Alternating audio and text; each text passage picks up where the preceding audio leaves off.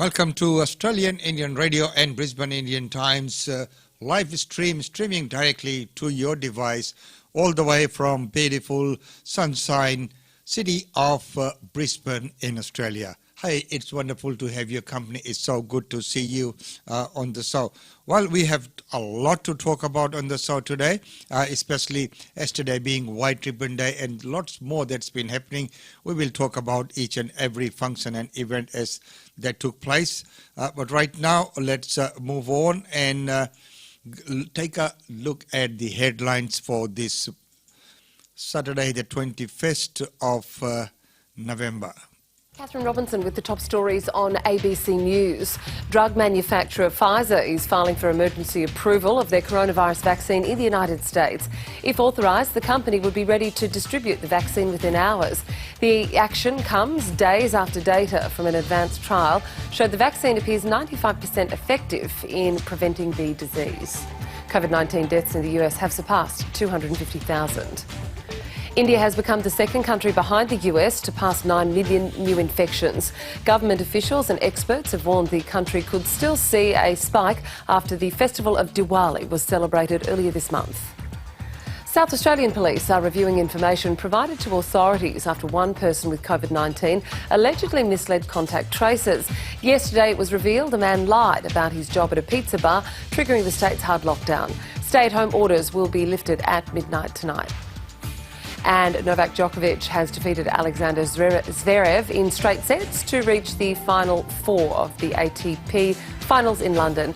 The world number one beat the German 6-3, 7-6 to set up a showdown against Dominic Thiem of Austria. Djokovic is seeking a record equalling sixth title at the end of the season tournament. And those are the latest stories from ABC News. And thank you very much, courtesy of ABC. We bring to you those news headlines. Well, right now, as we know, yesterday was White Ribbon Day. So many people have been asking me about White Ribbon Day, what it is, why is it being observed. And of course, many people who were aware of the White Ribbon in its old format are now inquiring about the new format. So to explain all about that, we have our Chief Officer, Brett Chilcott, and he's going to explain to you about White Ribbon.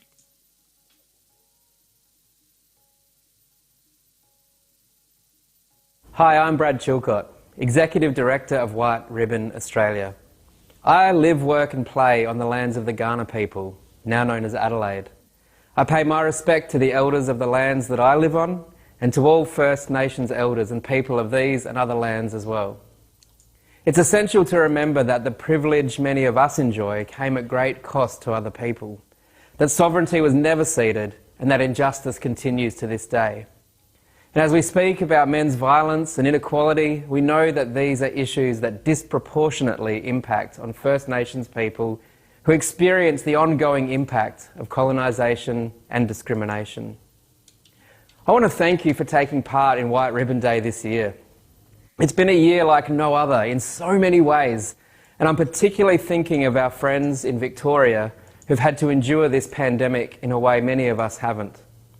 I'd also like to acknowledge all of those who've lost a family member or friend due to coronavirus, who've lost work or been impacted by many of the other flow-on effects of the pandemic, including those experiencing family violence and those who work tirelessly in supporting victim survivors in these unique circumstances. I'd also like to thank Communicare for ensuring this movement could continue and for your commitment to a future where women live free from all forms of men's violence and abuse. As I hope you've seen since we've started, we've made a number of strategic changes to the way this movement operates as we seek to mobilise every part of our society towards advancing gender equality and ending men's violence. And one of the key changes is a shift from a focus on raising awareness only to action and advocacy. What I mean is this. Incredible female activists have worked for decades to get gendered violence on the national agenda, to bring family and domestic violence out of the shadows. The White Ribbon campaign, when it arrived in Australia as part of a global movement, supported this work, and governments, workplaces, sporting clubs, community groups, and tens of thousands of individuals began to add their voices. talking publicly about the terror being experienced in Australian homes and the gender inequality in our society that gives space for men's disrespect of women to be excused and passed on from generation to generation. And what has changed over the last decade is this. We're now aware. We know. We know that more than one woman a week is murdered by their current or former male partner. We know that sexual harassment is rife in our workplaces. We know that women don't feel safe doing things that men like me take for granted. We know that police are called out to family violence incidents once every 2 minutes across Australia, and we know that only 20% of incidents are ever reported. We know that gender inequality is structural violence that leads to women being trapped in abusive relationships through financial insecurity, cultural pressures, and men using the power and privilege they were born into to control and to dominate. We also know that the coronavirus pandemic has made things worse. A 75% increase in Google searches for domestic violence, a rising number of women reporting male violence for the first time, and the Chief Justice of the Family Court saying it's the worst it's been in 30 years. There's been increased pressures put on support services and police. It would be easy to blame the claustrophobia of lockdown or the financial pressure or the uncertainty about what the future holds. That's why women are being harmed. That's why men are harming them. However, the reality of the situation is this. Men are spending more time at home, and the result has been more violence. So we know. We all know. What is essential now is what we do about it. Of course, we need governments to make sure women's safety services have adequate funding to meet the growing demand. Paid family violence leave should be a universal right. We need more social housing and emergency accommodation. Women need rapid access to financial security when they're leaving abusive relationships. There needs to be reform in the family court system, and corporations and other workplaces need to do much better when it comes to responding to sexual harassment and cultures that disrespect women. But there's something more that's required of each of us. Preventing men's violence against women, stopping it from happening in the first place, will require all of us, all in. Firstly, speaking to my fellow men, it'll take more than awareness, more than a pledge, more than a ribbon, more than an event. Of course, not all of us use violence in our relationships, but every one of us pausing with humility to self-reflect upon hearing these facts would go a long way towards change. When stress levels rise, does my family feel afraid? Am I communicating in a way that shows respect to the people I love? If my partner tried to control my behaviour, who I talk to, what I wear, where I go, like I influence theirs, how would I feel? Take a moment. And so that's the message there from our Chief Officer is Brett Chilcott. As we know that me and Brett go back a long time. We've all been working together on many of these kind of community functions and events together. And now his appointment as the head of White Ribbon based from South Australia. Adelaide has made so many trips here already.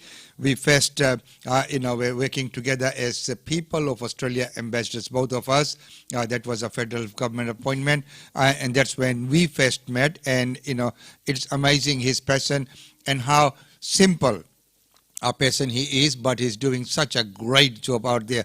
Well, of course, then we come to Queensland. In Queensland, our head is Chu Hing Chen, and of course, the passion and the drive that he has is just amazing. I'm one of the vice chairs, but he is the chairperson, and hard act to follow. People say to me many times, how can you do this many things? But I look up to this kind of people who are in the morning somewhere, in the lunchtime somewhere else, in the night somewhere else, in another function. So here's a clip of what he has been able to do for White Ribbon. This year, our theme was that, you could go and tie a ribbon on your letterbox or something, or your soft front, and send those photos in for us so that we could post on our social media. But out in the country, they've got these ribbons around. You have a look. Decked out in white, these girls and Bam Bam the Bull aren't only looking their best, they're supporting a worthwhile cause. I've witnessed and seen, violence against women and know what damage it causes in society to them, to their families and their children, and how children don't grow. White Ribbon Day is all about stopping violence against women. Q Camel believes these creatures are the perfect example. They're not what people think. Camels are really gentle and just beautiful, loving creatures. White Ribbon Queensland Chairman Chu Hing Chan couldn't help but get up close and personal with his new helpers, but doesn't want these faces distracting from the goal, ending domestic violence. On average, 52 women die from domestic violence at the hands of a male perpetrator every year, and that's a shocking number. And within the last couple of years, that number has increased. If you want to get involved in the movement on Friday, just attach a white ribbon to your letterbox and make sure you share it on social media. Please do actually take a photo and hashtag White Ribbon Letterbox or White Ribbon Australia, and that would give a very good, unified, picture of Australia's stance against domestic violence. Tim Klingner, Win News. Well done, Chu Hing Chan. Yesterday was the day as they were talking about, and I couldn't help but share that clip because, that was amazing. And, of course, our Toomba people did very well as well. Right here are some glimpses of what we did on Brisbane's north side. So that's our stall that our ways was at Tiger Shopping Centre, and thanks for many people who came along during the day to have a quick look at our stall there as well, and a lot of people took the ribbons as well. So it is wonderful to see that kind of support in the community. Many community organizations, of course, held their events at their workplaces, meaning that what they did was they organized lunches and other things at their workplaces, and of course contributing to the cause on the day yesterday, which was the White Ribbon Day. So I would like to thank all our volunteers and everyone who got together to help and assist on the day, and anyone who held a function any which way to assist with the fundraising. That is wonderful. And of course, the Brisbane North was for me to organize, and I organized that. And many people have donated to my fundraiser, my campaign there. Everyone who has donated, thank you very much. I'd like to thank you from the bottom of my heart because it is going towards a very worthy cause as we move towards the advocacy and moving around, because there's so much that really needs to be done, so many areas that really need to be covered as well, and hence we have to have the funds and resources there as well, coming out of the previous admin system into the new management system that White Ribbon is currently under. Well, so ladies and gentlemen, the other news for yesterday was, of course, we had the what's its name as the Australian Malaysian Business Council's annual Christmas Ball, and what a ball it was! It was held at the Queensland Parliament, and once again, it's amazing to see all the people come together and celebrate what is so great here in Queensland. So, at the everyone first met in the foyer. And in the foyer, what happens is they take on a very special ceremony before everyone's got in. It is quite formal. People come in as in the olden days you would do before boarding a ship. So there's a bellboy who comes with a bell, then the captain comes and makes the announcement. And then what they have is a very special ceremony, and that ceremony is called Punch. Punch as in Panchabhuti, Panch. So made them 5, and it was good to see that even in the program they had that written in Hindi. That what they make is called Punch, and here's some of the members of the group who form part of that Punch. Punch is then again is what we know as tropical fruit punch in English terms, but it is made of 5 different things. That's why they call it punch. And they use nectar and ice, water, and all other things. So here's everyone standing with the elements that they bring to make that punch before everyone goes into the hall. So it is wonderful to see some of these old customs and traditions still being followed. as in today's day and age it is quite easy to forget the old customs and traditions. And of course, Robert Lambert there with the chook, he looked like, I said to him that if you were in India or whatever, you'd be branded a murgi chor, running away with the chicken there, the hen. So anyway, it was once again quite well attended at the Queensland Parliament in the annex itself, and very well set out. So Shona and Keong did a wonderful job of arranging the function or the event, and it went on very, very well. And of course, when it is an event at the Government House, they do put on something which is quite special. Of course, all the dishes are quite nice as well there. So, ladies and gentlemen, that's been the quick report on the Australian Malaysian Business Council's annual Christmas ball, which was held yesterday. Well, today is another busy day. Right after this show, we have to head off to the book launch. And of course, Edwin Lee and Melody Chen, everyone. It's an amazing function that's going to be happening on the south side.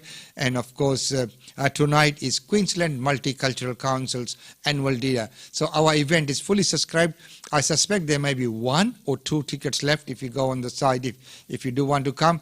But if it is still available, I'm not sure. But I think it was very close to being completely sold out. It was sold out, but there's someone who can't make it, and that's why we released the last 2 tickets. And it was going to be a wonderful night at an Indonesian restaurant this time. Being a multicultural organization, we try and look at all different venues and support all different communities. So this time it's the Indonesian cuisine that is being presented at our event. Well, right now it's time to go to some of the news breaking, and of course, South Australia. Who would have thought, a man who could lie under these circumstances and cause so much grief and bring a whole state to the close? And he is South Australian Premier, and I couldn't help but notice the white ribbon badge on his lapel. Said from day one that we will not hesitate to act on the expert public health advice, because keeping the people of South Australia safe and strong is our #1 priority. That unequivocal health advice was clear. We needed a circuit breaker to deal with this new parafield cluster.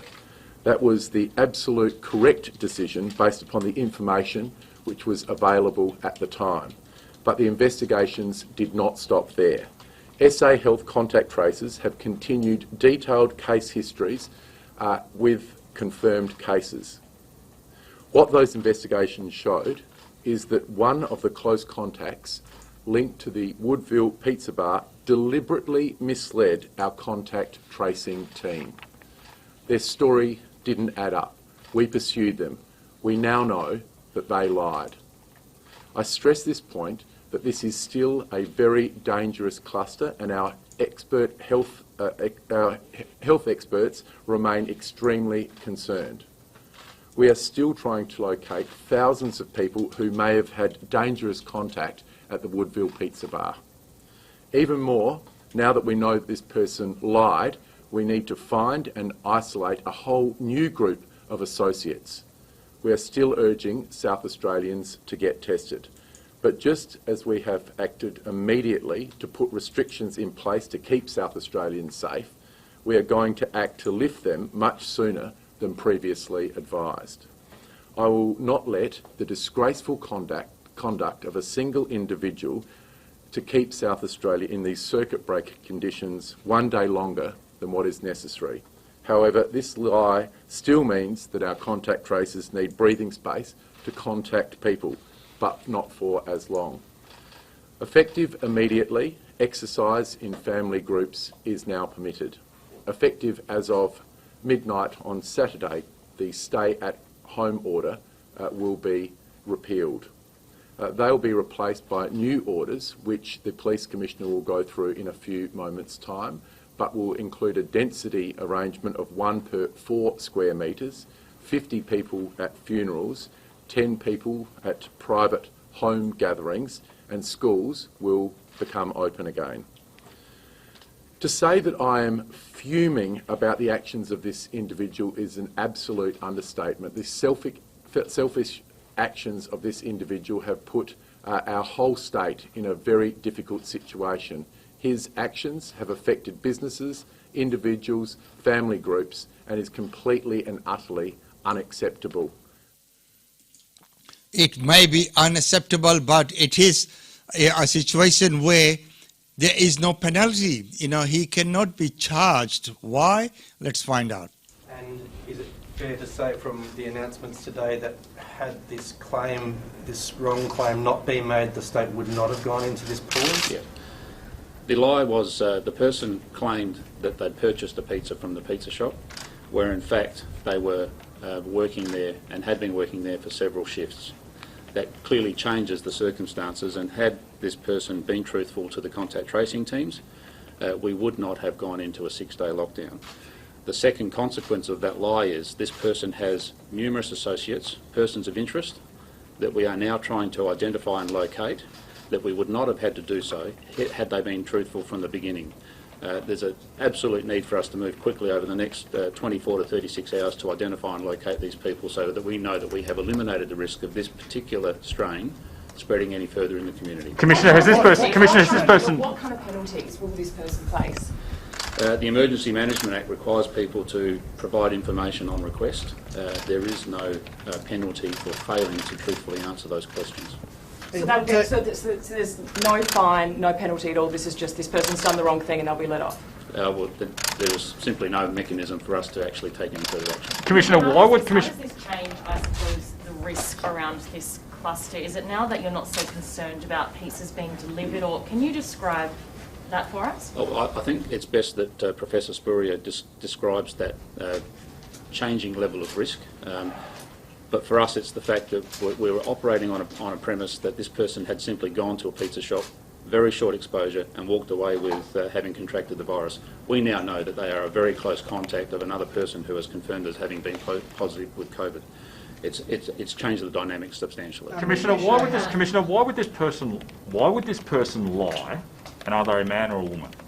It's a male, and I can't go into the specific details of the reasons for their lying, but needless to say, the fact that we weren't provided accurate, truthful information has instigated a course of events that, based on the information we were provided, was the right course of action, and we're moving swiftly now to change that based on what we know And now. just so we're really clear here, Commissioner, there is no way that this person can be arrested or charged for what they've done at this point in time. That's my understanding at this time, and I'm sure you can appreciate that this is a quickly moving series of events. My team will be looking at whether there are any mechanisms whatsoever, but my initial advice is, whilst it's an obligation on people to provide information on request to an authorised officer under the Emergency Management Act, there is no penalty associated with telling lies. So there's no penalty associated with an act like that, that raises some serious questions there, bringing in whole state, and of course not only the state, the whole country, because other states then act and declare that as a hot spot, and there are so many consequences, so many people's life things that change. There were some weddings that were planned with lots of planning that had already gone in there, as I said on one of my programs there. Well, right now the next news is the Afghan and the Army's revolution and that report. So let's take a look at how Afghan has reacted to that.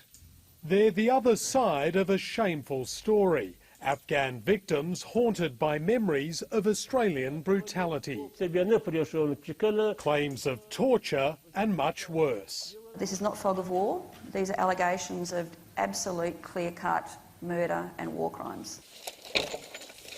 A former Army brigadier turned Defence Minister warns the fallout from a landmark war crimes inquiry will be long and challenging. I got the report 2 weeks ago and it made me physically ill, and it was a very distressing read.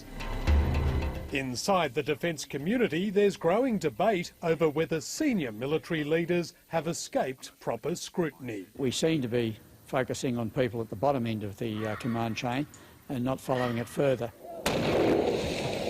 It's a failure of leadership. It is a failure of leadership at multiple levels. It's as simple as that. Those at the top are being forced to reflect on their own failings. No, I did not see these things, and I'm wondering, what did I miss? From the Prime Minister who first committed Australia to its longest war, an acknowledgement of personal distress at the inquiry's chilling findings, but a plea that accused personnel enjoy the presumption of innocence. While 41 Australian soldiers were killed during the 12-year Afghanistan conflict, hundreds more have taken their own lives. And there are genuine fears that the shame of this scandal will affect the mental health of many other veterans, most of whom share the horror of what happened. I don't want people to feel ashamed of their service. They shouldn't. They've served our nation proudly and well. In Afghanistan, the Taliban's on the ascendancy, demanding war crimes be prosecuted and victims compensated, while human rights activists hope for healing. The beginning of a process of closure of open wounds. Two nations still grappling with a painful and dark chapter. Andrew Green, ABC News. And that is the dark chapter, of course, and very disturbing news footage there as well. As we know, there will be consequences. I don't think we have had the end of it. There will be lots more that would be surfacing. But right now it's time to take a commercial break. GlobeNet Realty. GlobeNet Realty has been the longest established, trusted and respected agency in its trade area. Washa Chandra, Director of GlobeNet Realty, provides honest and ethical service to her customers. If you are thinking of investing in Brisbane real estate market, or if you are seeking professional property management, then you should contact Usha Chandra today on landline 3865 4466 or mobile 0419 775 416. And for further updates, log on to our website www.globenetralted.com.au. GlobeNet Realty is your own local real estate agency. Situated at Shop 52281 Sandgate Road, Boondall. GlobeNet Realty. Real estate is our world.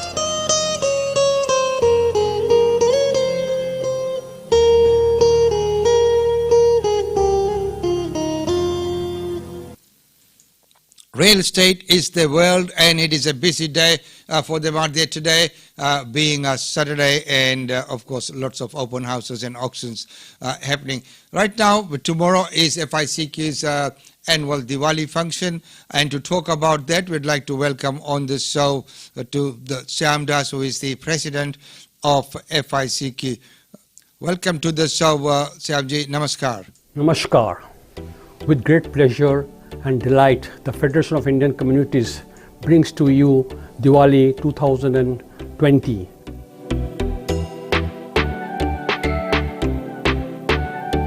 It's a festival of lights, festival of peace, happiness and joy. Diwali symbolizes a victory of good over bad. Due to COVID, we are live streaming the entire program. Come and join us virtually and celebrate the festival and bring brightness in everyone's life. Have a wonderful Diwali. May the coming year be full of happiness, prosperity and peace for everyone. Namaskar. Happy Diwali to everyone. Namaskar, and of course please do join in online tomorrow to view that wonderful Diwali function that's going to happen in the City Hall. And right now it's time to look at some of the further news that's moving on, looking at some of the reaction. As we said, that news of Afghanistan is not going to end. People are going to react, and here's some of the reactions. First we saw from the human rights activists. Now we are looking at Aussie Afghanis. The forces are there to provide protection, to do good, and so they have the goodwill of the people. However, when reports like this come out where soldiers who represent the goodwill of the international community, who are supposed to protect human rights and the rule of law, go in countries like Afghanistan and breach those exact rules. So this is a deeply saddening and shocking moment for both Australians and Afghan people. Some friends who are working in the human rights sector, for example, talked about the difficulty of talking about the findings of the report with the victims, because some of these incidents, the timeline of these incidents is from 2005 to 2016, so a long time has passed. And since then, victims and their families have been living under this uncertainty about what happened to their families and whether something will happen or not. So this is just, scratching the wounds of the victims and families again. However, they do recognize that it is important for the victims to know the truth and to learn that there is this process happening that will hopefully lead to a proper investigation and prosecution. And ladies and gentlemen, with that, we need to say goodbye and have a wonderful weekend. As we know, it's a very, very busy weekend with so many functions and events already started to happen. And, do take care if you are on the roads or even when you're going out and about with people as well. Keep that social distancing and always keep safe. So ladies and gentlemen, it's been wonderful having your company. It's always so good to see you. And right now I need to say goodbye until Monday. And of course, we'll bring to you all the reports of the rest of the functions happening over the weekend. So until then, have a wonderful day, but most importantly, remain safe.